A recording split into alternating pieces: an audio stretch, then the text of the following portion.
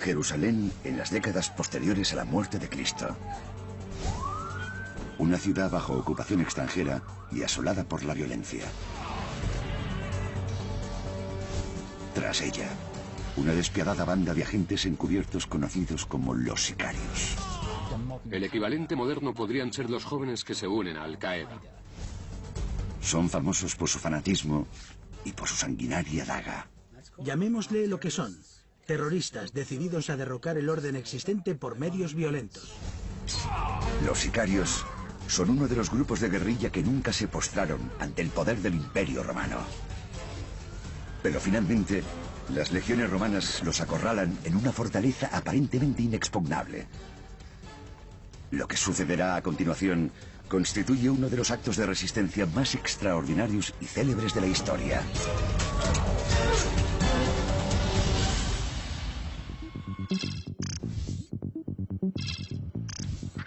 Jerusalén.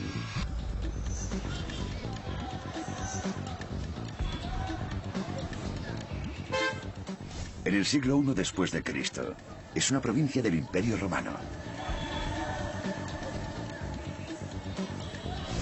Y al igual que hoy en día, una ciudad con fuerte presencia militar.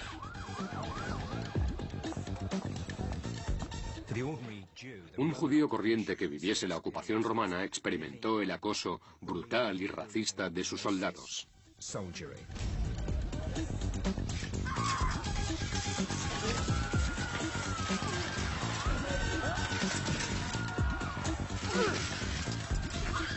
Los romanos no ganarían un concurso de simpatía, no se andaban con bromas. Y si incumplías alguna de las reglas establecidas por ellos, pagabas el precio. Y el precio a menudo era... eran despiadados. El derecho romano era el derecho romano.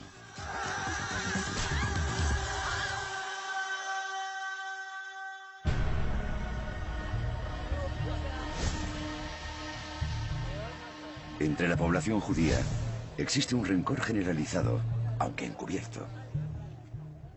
Me imagino que a lo largo y ancho de Palestina, uno podría encontrar caras inexpresivas, que no revelaban nada debido al miedo a la autoridad.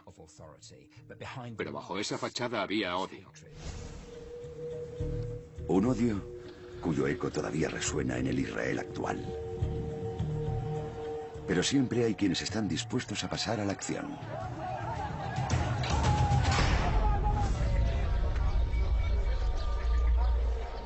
En toda la Jerusalén ocupada, se produce una misteriosa serie de ataques terroristas.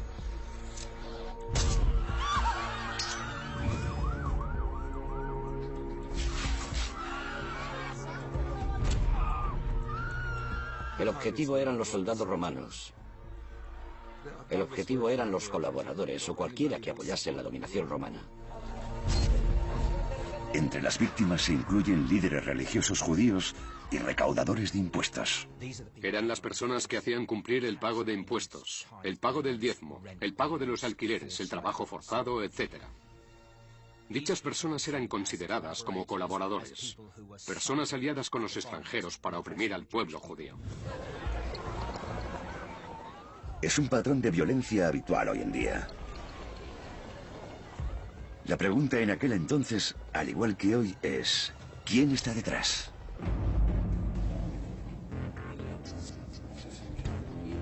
La respuesta: los miembros de una de las organizaciones de operaciones ocultas más fanáticas del mundo antiguo. Un grupo de asesinos judíos conocidos como los sicarios. Los sicarios eran uno de los diversos grupos de guerrilla formados por fanáticos. Llamémosle lo que son: terroristas decididos a derrocar el orden existente por medios violentos. Supongo que el equivalente moderno podrían ser los jóvenes que se unen a Al-Qaeda. Tenían esa clase de determinación real, de ira que se desborda en forma de acción militante contra las autoridades.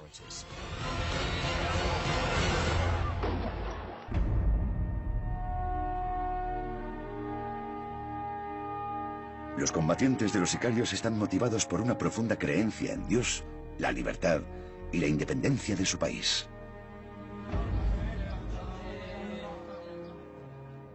Son judíos practicantes de forma estricta. Su objetivo, la total eliminación del dominio romano.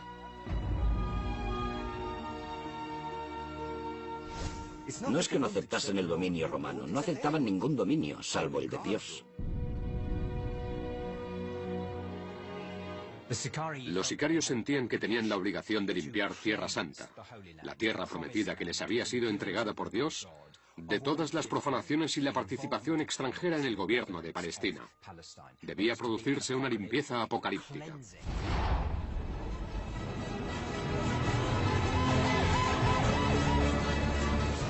Sus profundas creencias convierten a los miembros de los sicarios en intrépidos asesinos, felices de aceptar su muerte como mártires.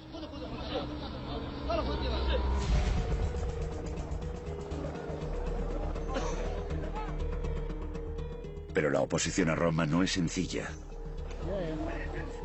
Las legiones romanas constituyen con diferencia la fuerza de combate más poderosa del mundo antiguo. Los sicarios deben recurrir a sus escasas ventajas. Su conocimiento de las estrechas calles de Jerusalén. Su capacidad para mezclarse entre la multitud. Y su conocimiento de la gente. Saben a qué distancia está un sitio de otro. Conocen los atajos. Conocen las rutas de huida. Hablan el idioma. No necesitan intérpretes. Eso te permite multiplicar tus fuerzas. Hoy en día lo llamamos guerra asimétrica. El terrorista escasamente equipado contra el poder de un ejército ocupante. En los años 60 después de Cristo, Jerusalén se convierte en una ciudad que vive en constante tensión.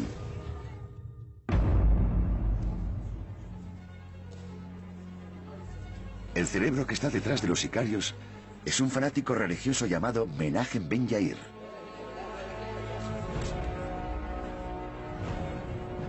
Al igual que muchos otros, afirma recibir su autoridad directamente de Dios. Está motivado por su profundo odio contra la dominación romana. Menahem parece pertenecer a una familia de luchadores revolucionarios que se remonta hasta la mitad del siglo anterior. Era un revolucionario muy valiente. Tenía que serlo debido a la represión. ¿Su tarea? Convertir a una banda de fanáticos religiosos en una disciplinada fuerza de combate.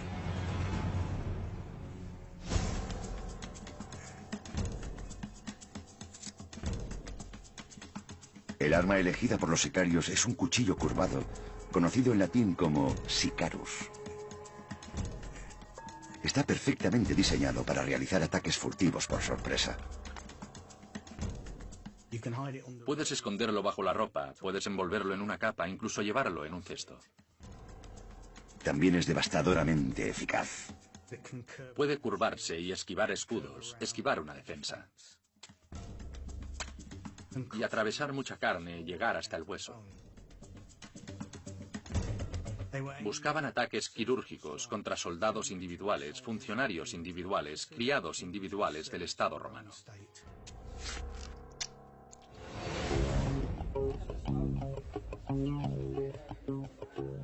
Menahem es un organizador natural. Astuto, calculador y experimentado, planea cada ataque para sacar el máximo provecho de sus limitados recursos. Si vas a enviar a tus hombres a la acción, si van a llevar a cabo asesinatos, todo debe estar planificado meticulosamente. La primera pregunta importante: ¿quién será el objetivo? No eliges un objetivo a la ligera, porque vas a enviar a algunos de tus mejores hombres contra ese objetivo. Al igual que en el caso de los grupos terroristas actuales, el simbolismo del objetivo es muy importante. Valora si el objetivo es importante y si puedes hacerlo. Si el propio acto de matar a ese objetivo transmite un mensaje potente. Hay una especie de propaganda por el hecho en lo que hacen los sicarios. Demostrarle al pueblo llano que pueden contraatacar de forma efectiva y que existe la posibilidad de que, si actúan todos juntos, pueden llegar a limpiar Palestina de esos forasteros. Una vez seleccionado el objetivo, es hora de pasar a la siguiente fase.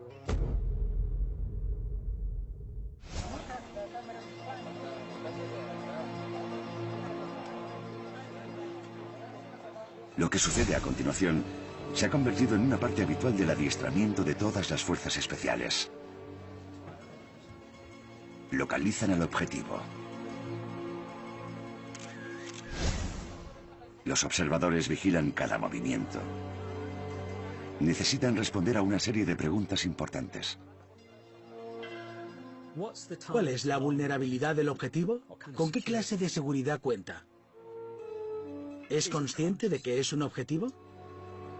Para poder determinar todo eso, necesitamos fijarnos en lo que llamamos patrones de vida.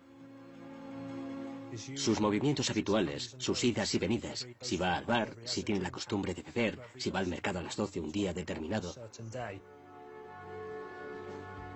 Gradualmente, los observadores crean un patrón detallado del estilo de vida del objetivo.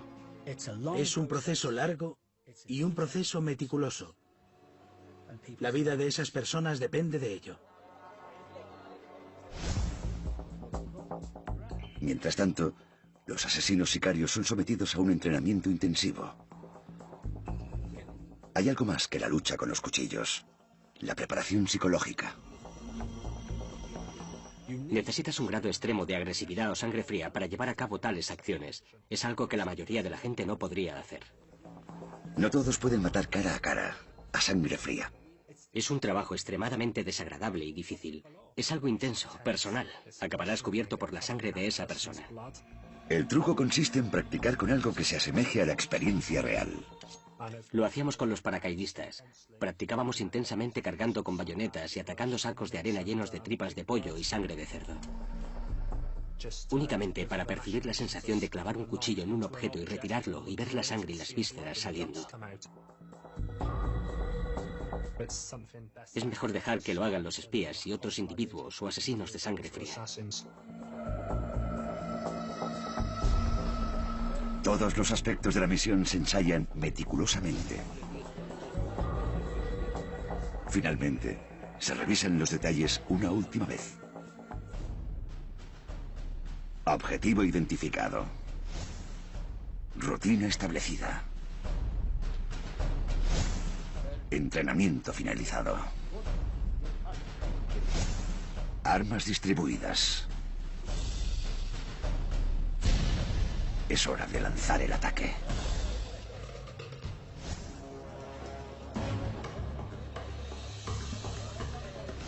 Un escuadrón de los sicarios se infiltra entre la multitud. Sus técnicas son similares a las de las unidades de operaciones especiales actuales. Actuaban a plena luz del día, iban al mercado y se mezclaban entre cientos o tal vez miles de personas. Había personas vigilando todo el tiempo, equipos dedicados al reconocimiento. El equipo de reconocimiento localiza al objetivo. ¿Hay alguna señal de peligro inesperado? Finalmente, la misión recibe luz verde.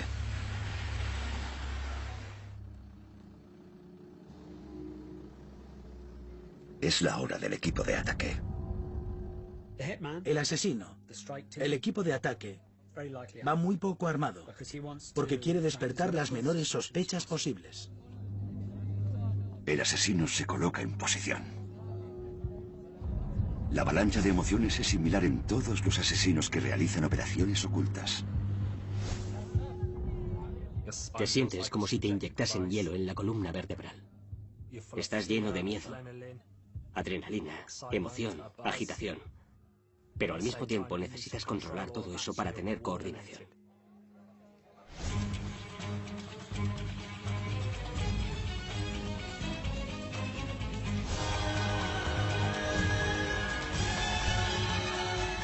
El sicario desenfunda sigilosamente su arma y espera el momento exacto.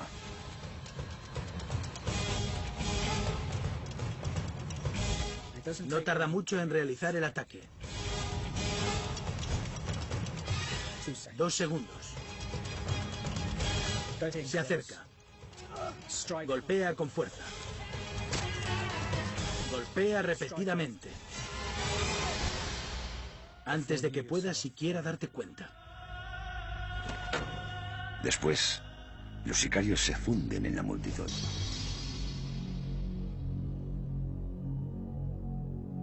Matan a un hombre, tiran las dagas y se convierten en parte de la multitud, que vacila impresionada por el terrible asesinato que se ha cometido, pensando en quién pudo hacerlo.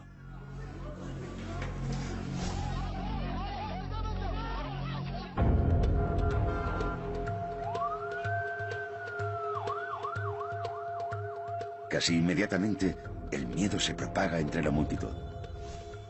Podemos imaginar lo rápido que se difundía por las calles el rumor de un nuevo asesinato.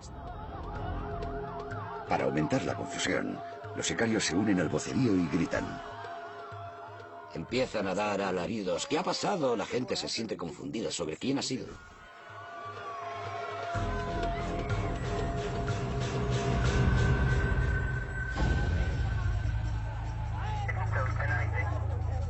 Es la guerra asimétrica en su máxima expresión. Lo que están demostrando es que pueden golpear en cualquier parte, en cualquier momento. El camuflaje, el encubrimiento, incrementa el efecto demostrativo. Los sicarios saben que con apenas unos pocos hombres pueden desatar la alarma en una ciudad entera.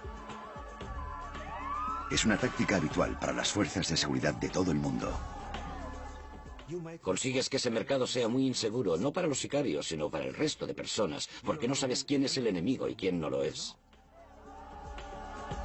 Así se crea una atmósfera de incertidumbre, se crea una atmósfera de miedo, de ansiedad, y eso es lo que buscaban. Lo que pretenden los terroristas no es socavar a las fuerzas enemigas matándolas, sino transmitir un mensaje. Si pudimos matarle a él, podemos matarte a ti. Es la clásica guerra de guerrillas. Los sicarios saben que la respuesta romana es inevitable.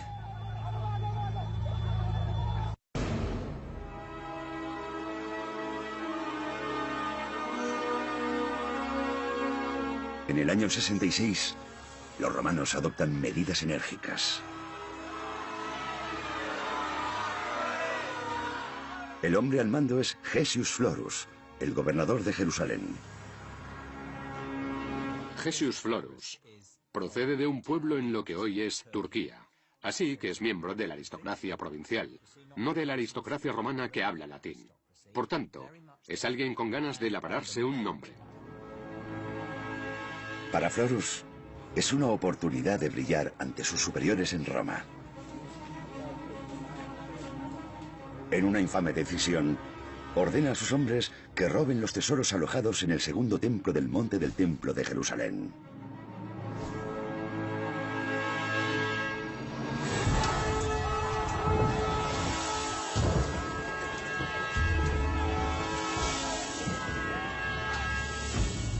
Es el gran centro sagrado para todos los judíos.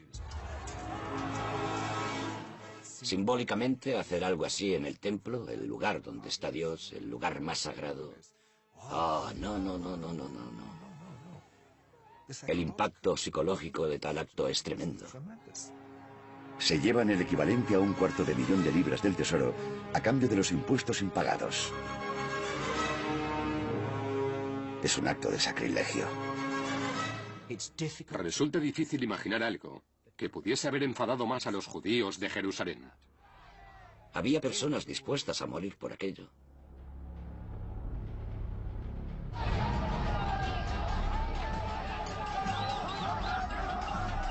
La reacción sigue un patrón familiar. Los judíos, enfurecidos, se congregan en las calles de Jerusalén. Se producen tumultuosas manifestaciones. El estado de ánimo en Jerusalén, tras este ataque contra el tesoro del templo, era absolutamente eléctrico. Eso provoca que Florus cometa un grave error. Envía a sus tropas para restaurar el orden. Los manifestantes son fustigados en público. unas 4.000 personas son ejecutadas o crucificadas. Pero al igual que otros dictadores de la historia, Florus ha juzgado equivocadamente el estado de ánimo popular. Toda la ciudad se levanta en una revuelta. La población judía de Jerusalén se vuelve contra los romanos.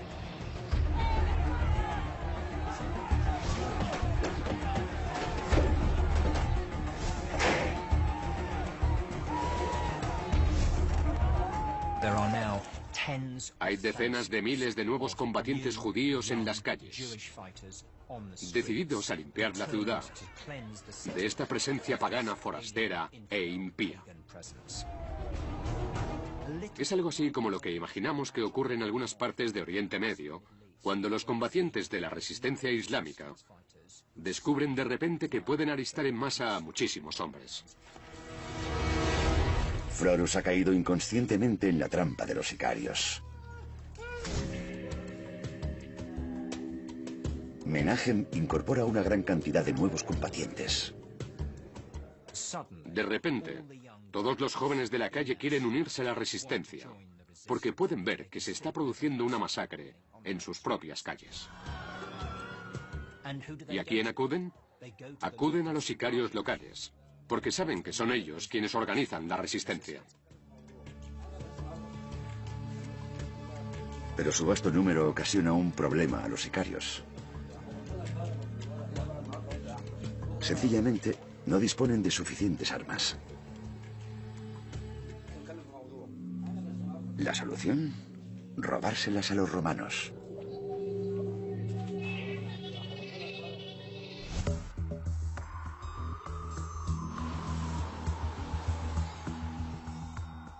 Ese verano, Menahem lidera a un grupo de guerreros sicarios en una serie de ataques de guerrilla.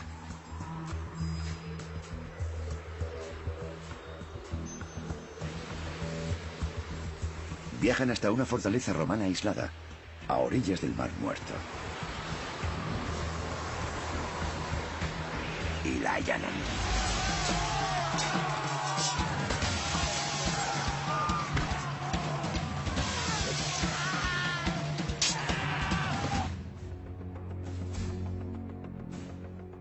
Derrotan a la guarnición, se apoderan de la armería y utilizan esas armas para equiparse, pues la revolución está empezando a despegar.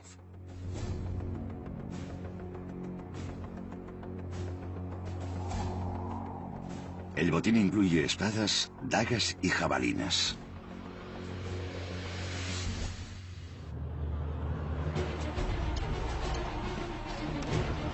Provisto de nuevas armas, Menahem lanza a sus guerreros al ataque. Sienten que no tienen nada que perder, que deben defender sus derechos y luchar y expulsar a los romanos, porque es su país.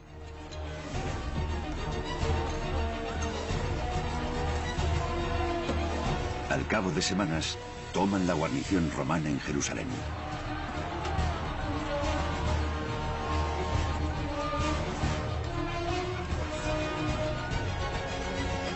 Los romanos se ven obligados a huir de la ciudad.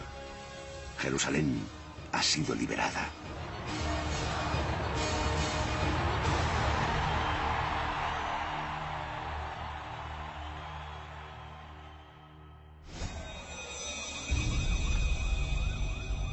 Pero pronto todo se complica. La unidad judía, recientemente instaurada, se quiebra. La élite judía, liderada por los sumos sacerdotes, argumenta que a largo plazo nunca se podrá derrotar a Roma. Es hora de llegar a un acuerdo. Los judíos moderados tratan de alcanzar un pacto, porque en el pasado les ha ido bastante bien con esa colaboración con Roma. Quieren hablar con los romanos, llegar a alguna clase de compromiso con los romanos.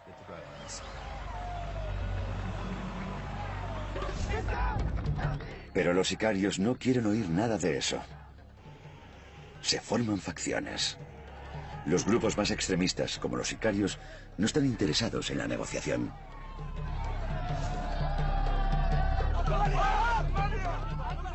En lo que respecta a los sicarios, no habrá ningún compromiso. Llegaremos hasta el final. Esto es una revolución que va a limpiar Tierra Santa de los impíos y de la injusticia.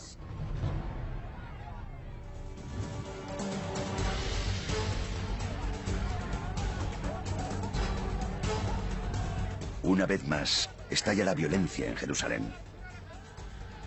Pero esta vez los judíos se enfrentan entre sí. Sí, hubo una lucha por el control, una lucha por el liderazgo. Cada facción reclama la autoridad de Dios.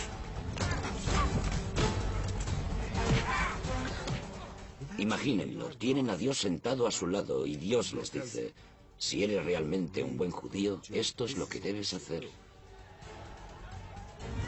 Y hay otros judíos que dicen: Dios también se sienta a mi lado y me dice lo contrario. Entonces, ¿qué vas a hacer? En una serie de batallas consecutivas, los sicarios matan a judíos y sacerdotes moderados.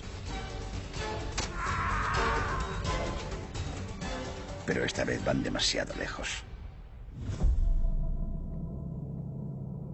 Los sicarios intentan imponer su propia visión extremadamente devota del derecho religioso al resto de la ciudad. ¿Qué aspecto debería tener la ciudad? ¿Cómo debería actuar la gente? ¿Qué deberían comer? ¿Cómo deberían rezar? ¿No quieres hacer esto? Olvídalo. Es decir, si no estás conmigo, estás contra mí. ¿Eres hombre muerto?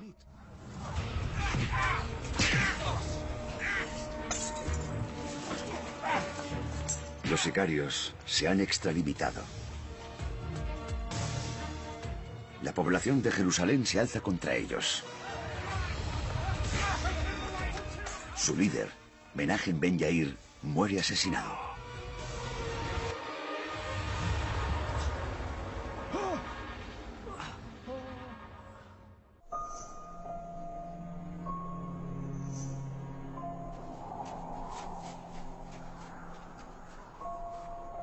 Los sicarios se ven obligados a retirarse. Huyen de la ciudad. No es que desfilen al ritmo de los tambores y sobre alfombras rojas, sino que huyen lo más rápido posible antes de ser asesinados. Deciden volver a recurrir a lo que mejor conocen, la guerra de guerrillas. Puede que hayan recibido un duro golpe, pero no han sido derrotados.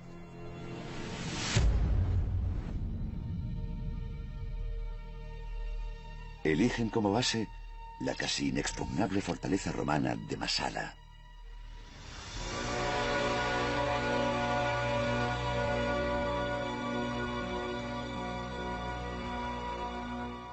Masada es un lugar extraordinario. Es una fortaleza natural inmensamente poderosa. Cuenta con el palacio fortificado justo en lo alto del precipicio. Es una posición increíblemente difícil de atacar y capturar. Es el campamento perfecto para una unidad de guerrilla que va a lanzar ataques contra el entorno cercano.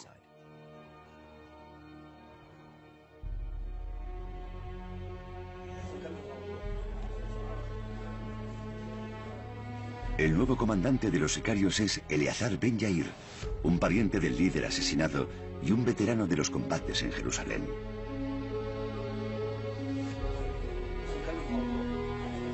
Eleazar, al igual que todos los sicarios, es un fanático religioso que afirma recibir órdenes directas de Dios.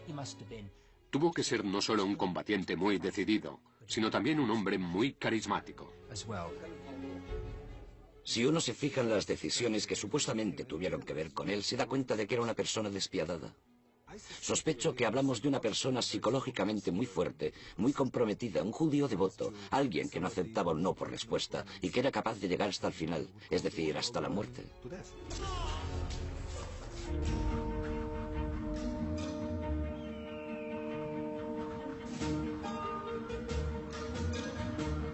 A los rebeldes sicarios se les unen en Masada sus esposas e hijos. Se dice que en el año 71 después de Cristo hay cientos de hombres, mujeres y niños viviendo en la fortaleza. Sabemos bastante sobre aquella comunidad en Masada, porque ha habido excavaciones que han revelado mucha información sobre cómo vivían su día a día. Masada se convierte en un cuartel general de una guerrilla, al mismo tiempo que en una comunidad religiosa. Debemos imaginarlo, creo, como una comunidad sencilla, pero también una comunidad muy religiosa, muy devota.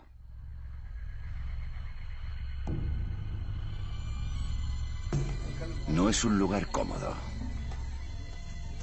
El agua y la comida suponen un problema constante. Masada es un lugar difícil para vivir. Las temperaturas son extremadamente elevadas. Si no tienes agua, si no caen suficientes lluvias, tienes un problema, puesto que también tienes que acumular el agua para el verano.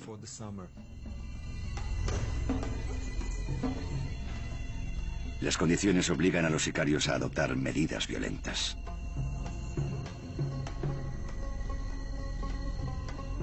Estaban equipados para hacerlo, tenían los cuchillos, tenían su ideología y tenían a Dios. Era mejor no oponerse a ello.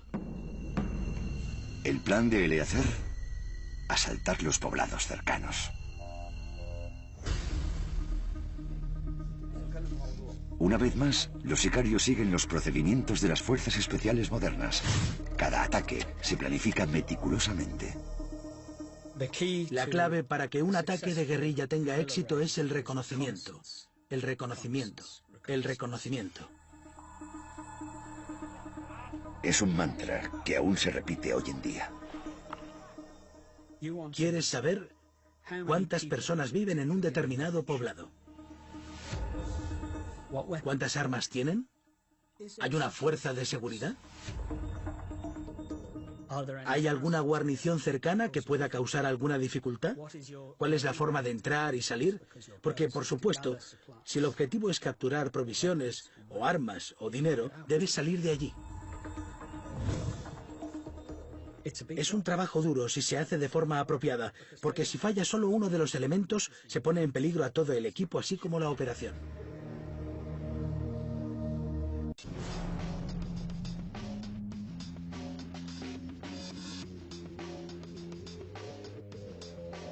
Una de las incursiones mejor registradas es la del pequeño poblado de Ein Gedi. Es un ataque brutal.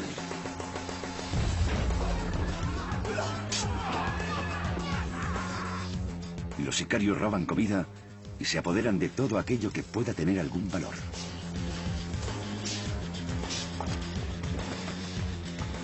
Sabemos que persiguieron a los judíos, mataron a 700 mujeres y niños y se llevaron todas las provisiones de comida Masada. Probablemente fuese un reflejo de otros asaltos. Pero no solo necesitan comida, también necesitan dinero.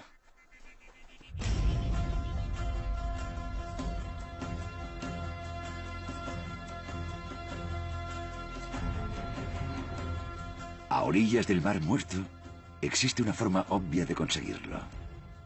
Uno de los productos que buscaban era el bálsamo, que era una fragancia inmensamente valiosa que se utilizaba ampliamente en el mundo antiguo.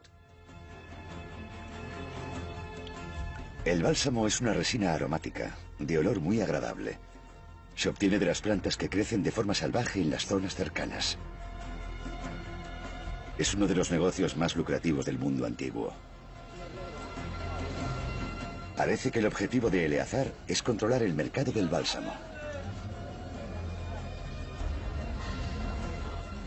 Me imagino que lo vendían y que tal vez lo utilizaban un poco como los talibanes utilizan el opio hoy en día, para financiar la resistencia armada. 3 años después de dejar Jerusalén, el campamento de los sicarios en Masada es la última bolsa de resistencia contra la ocupación romana de la Tierra Sagrada.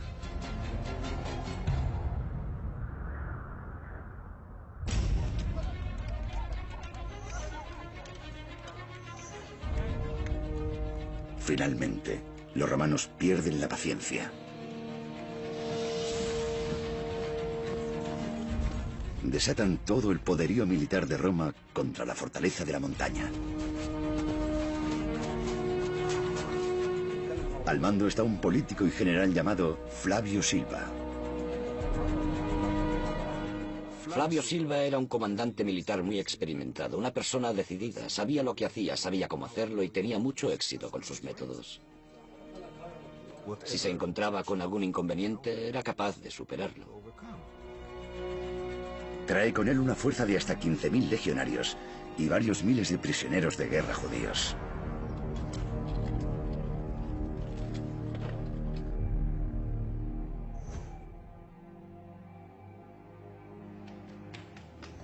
Pronto llegan los mensajeros desde los puestos de vigilancia alrededor de Masada. La fortaleza está completamente rodeada. Los romanos inician el asedio. Desde lo alto de la roca, mirarías hacia abajo y verías las filas enemigas alineadas a tu alrededor.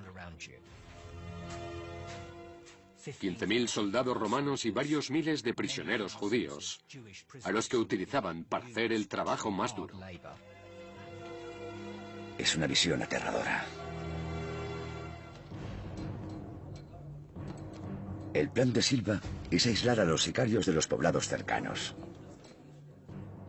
Utiliza a los prisioneros de guerra para construir un muro alrededor de toda la montaña. Está diseñado para impedir que los sicarios salgan y que las provisiones entren. Hoy en día sigue en pie. En cierto modo, Eleazar se enfrenta precisamente a lo contrario de lo que busca un guerrillero.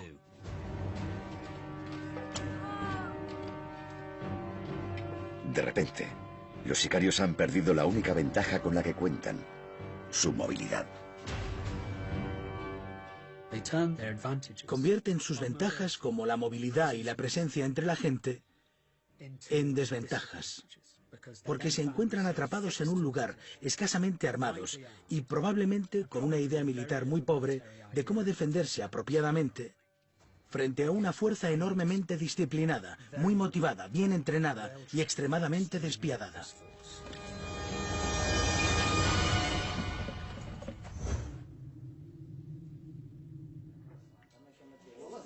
Mientras tanto, Flavio Silva estudia el terreno y realiza un importante descubrimiento.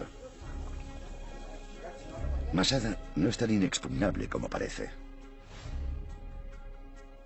Masada tenía un talón de Aquiles, y ese talón de Aquiles era su cara oeste.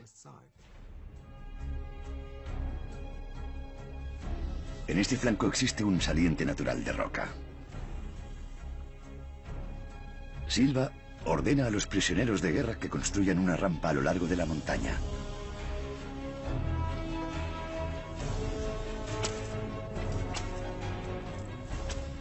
¿Era una operación de gran envergadura? No. Es decir, los ingenieros romanos eran muy buenos, asaltaban otras fortalezas. Las legiones romanas no estaban adiestradas para el combate en movimiento. Estaban adiestradas para asaltar fortalezas, en un lado u otro. Una vez eliges asentarte en una fortaleza, estás condenado.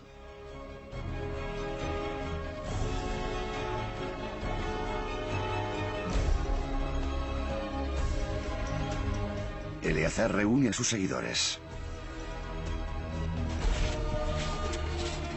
Luchan para obstruir la rampa romana, enviando descargas de rocas.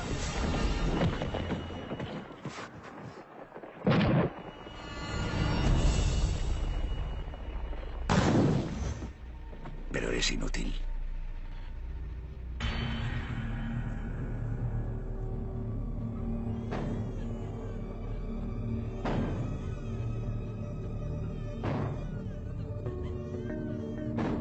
Una madrugada, los grupos de sicarios y sus familias escuchan a los romanos golpeando los muros de la fortaleza. Se enfrentan a un terrible dilema: luchar o rendirse. Estaba claro que los romanos iban a penetrar, a entrar en la fortaleza. ¿Qué opciones quedan? Fue una noche terrible. A la mañana siguiente, iban a enfrentarse a que el ejército romano entraría en Masada y probablemente mataría a todos los hombres. Casi con toda seguridad violarían a todas las mujeres y posiblemente las matarían o las convertirían en esclavas. Posiblemente matarían a sus hijos o, si no, los convertirían en esclavos.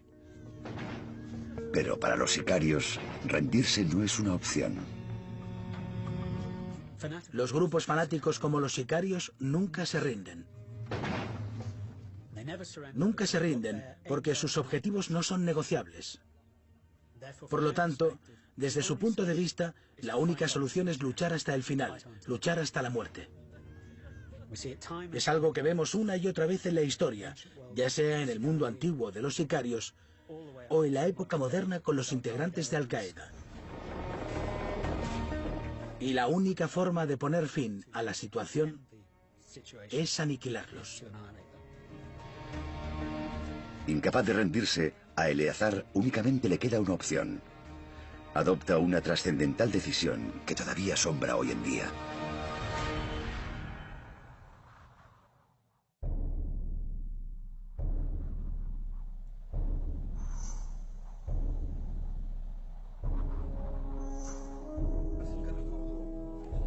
Eleazar pronuncia un apasionado discurso.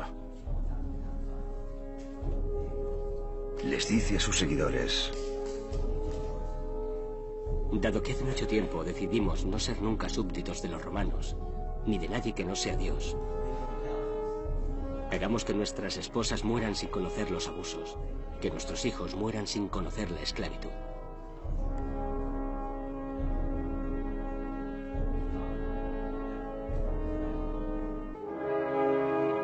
Es un llamamiento al suicidio masivo.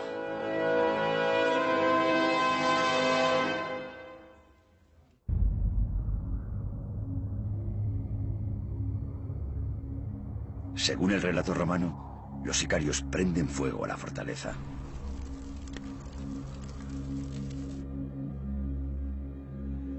Inmediatamente después, cumplen lo solicitado por Eleazar. Lo que hicieron fue algo extraordinario, extraordinariamente valiente.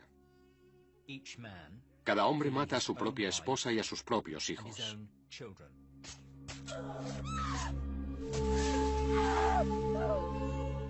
El peor crimen imaginable, en cierto modo. Y entre los hombres seleccionaron a 10 por sorteo para matar a los demás.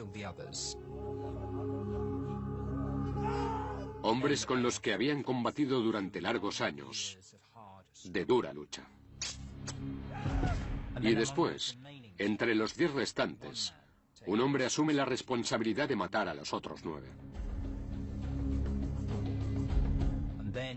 Finalmente, ante ese mar de cadáveres, se suicida.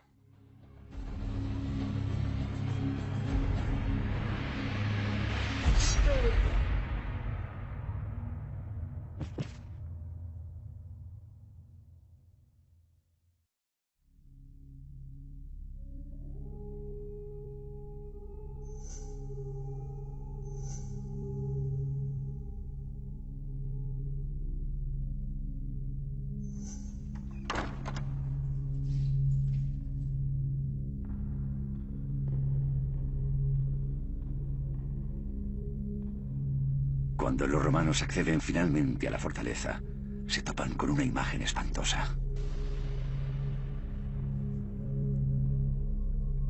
En palabras de un testigo presencial, se encuentran con una terrible soledad, llamas y silencio.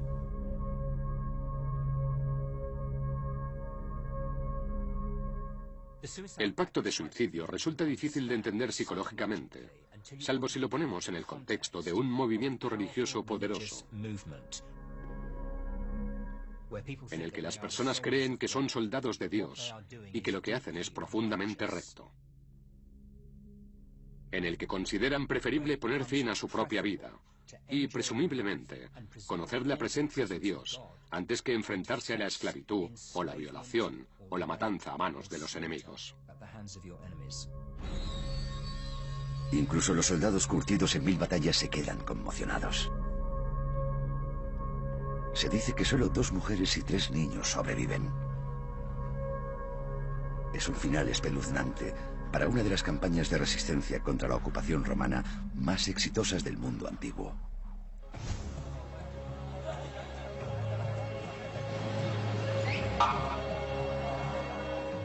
Hoy en día, en Israel, los sicarios son recordados por muchos, no como terroristas, sino como heroicos combatientes por la libertad.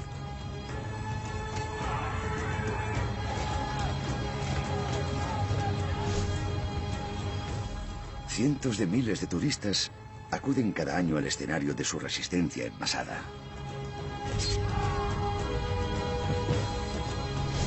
Su rebelión se ha convertido en una fuente de mitos y leyendas. Incluso se dice que el discípulo que traicionó a Jesús, Judas Iscariote, recibió su nombre de los sicarios.